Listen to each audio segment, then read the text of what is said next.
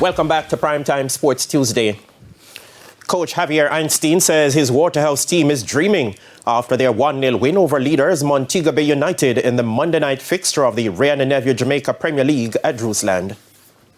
Waterhouse are showing a liking for Montego Bay United. This after recording a second win over the league leaders this season.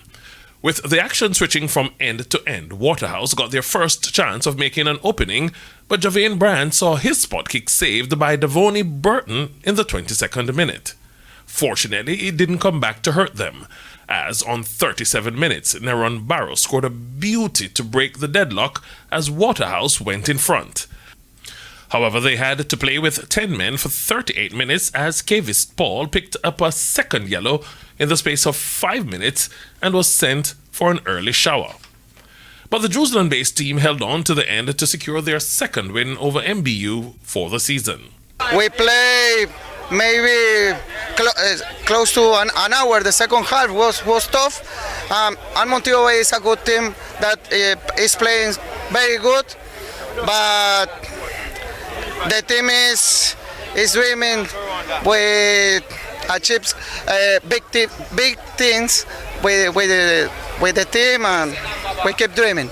Coach of Montego Bay United, Xavier Gilbert, says his team got reckless after Waterhouse went down to 10 players and surrendered the points. I think we were rushed the game, but we just didn't keep possession of the ball as best as we could or should have in the final third. And I think that's where we lost it tonight, you know? Over at the compound, Racing United's coach Anthony Patrick says they are back on track following their 3-0 win over Harbour View.